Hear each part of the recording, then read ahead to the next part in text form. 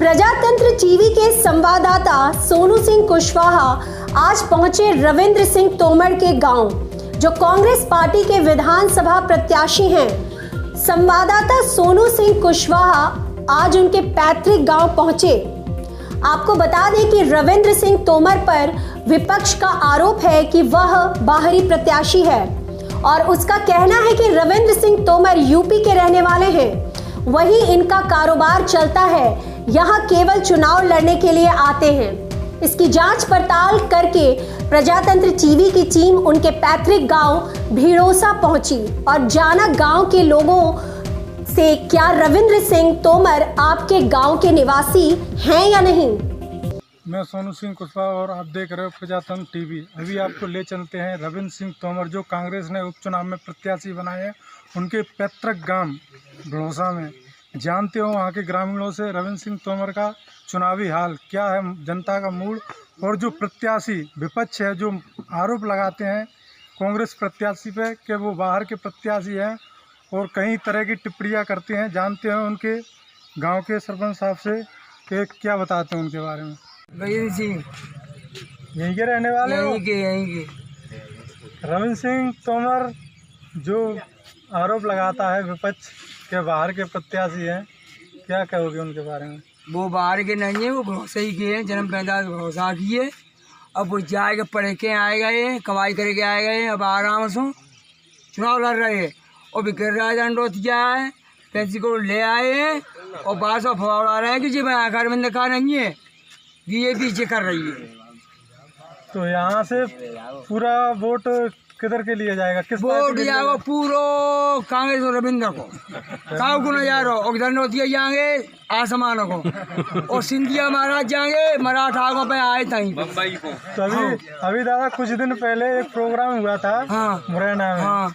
तो मंत्री जी ने बोला था कि गिरिराज वो है प्रत्याशी कांग्रेस का, वो यूपी से गुंडे लेके आया है। नहीं क्या ये आरोप सही है? गुंडा यूपी से लेके आया, गुंडा मंगे बागे कौन के भज्जा बंदा हम लेके बे भाई भज्जा बेगाव लेके आवेंगे ने संग हम पूरे तोमर आ रहे पूरी यहाँ के सोना ने बच्चा है, हम वो भज्जा है, वो हम गुंडा कमेगा बिनते कभी जी बैठ का बे।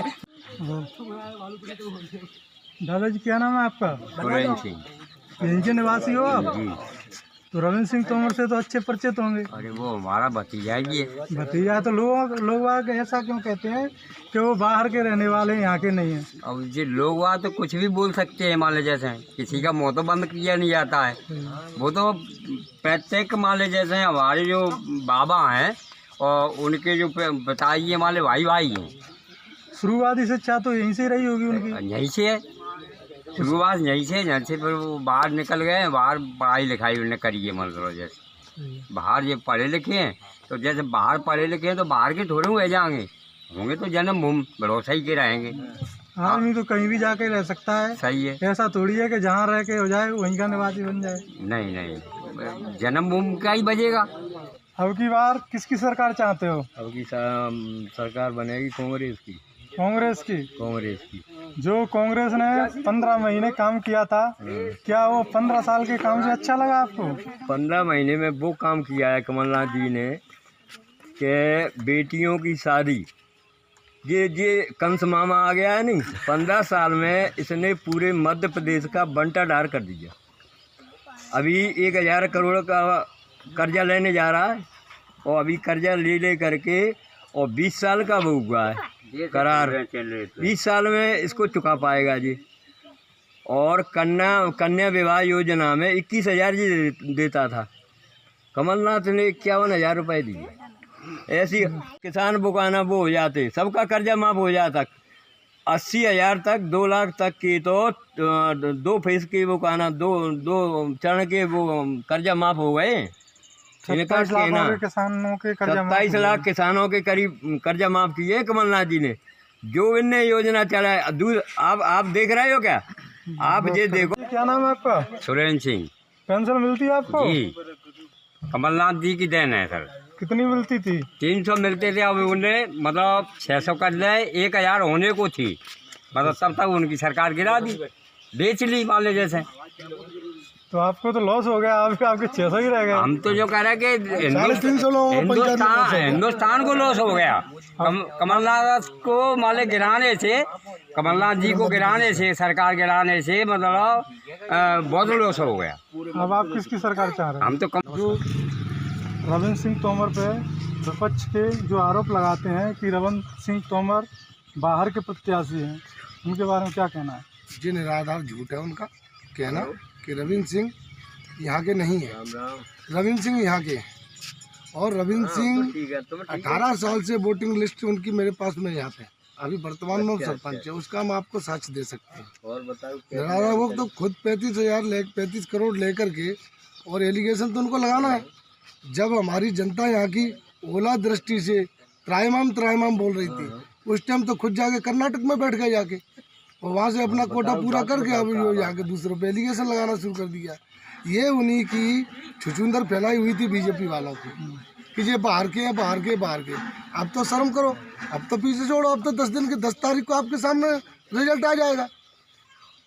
जो कमलनाथ जी ने अतिथि शिक्षकों की वैकेंसी निकाली थी और जो सरकार जाने के बाद सारी वैकेंसी कैंसिल कर दी गई, इसके बारे में आपका क्या कहना है? वो तो अभी भी रुके, अभी भी कहाँ पे आए? शिवराज सिंह ने अभी जो भर्ती हुई वो तो अभी निकली ही नहीं। वो सरकार गिर गई ना, इसलिए रुक गई। हाँ, सरकार गिर गई नहीं, इसलिए 15 महीने में। आप क्या चाहते हो, किसकी सरकार चाहते हो? कमलनाथ जी की। कमलनाथ जी। विपक्ष आप पे आरोप लगा रहा है कि रविंद्र सिंह भड़ौसा यहाँ के नहीं है। आज हमने भी आपके गांव जाकर के ये सारी चीज़ें देखी। गांव वालों ने कहा, क्या कहना चाहेंगे इन विपक्ष वालों के लिए? देखिए, चूतिया बन के रसगुल्ला कब तक खाएंगे विपक्ष के लोग? ये किस आधार पे कह रहे? जनता ने मुझे 2 बार यहाँ चुनाव जिताया। एक बार 256 वोट से टेबल पे चुनाव मिसमैनेज हुआ, एक बार, दूसरी बार मुझे 44,000 वोट मिले। ये वोट भी बाहर से ही आए। प्रश्न है मेरा, इसलिए जनता इन सब चीज़ों में नहीं उलझना चाहती। हमारा घर द्वार परिवार, हम सब एक थाली के खाने वाले सर्व समाज के लोग हमारे, और मैं 15 वर्ष से दिमनी क्षेत्र में ऐसा कोई घर नहीं है, ऐसी कोई चौखट नहीं है जहां मैं 10, 15, 20 बार न गया हूं।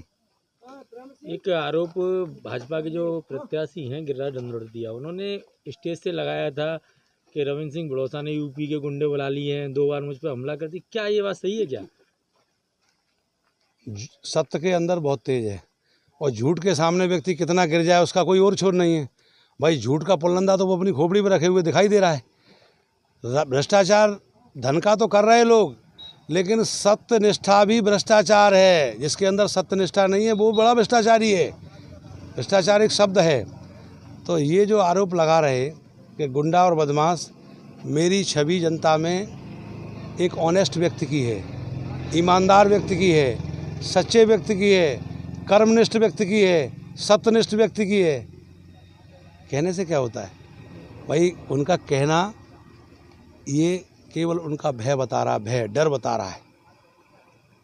उनको खुद का हार का डर है, हार का डर है।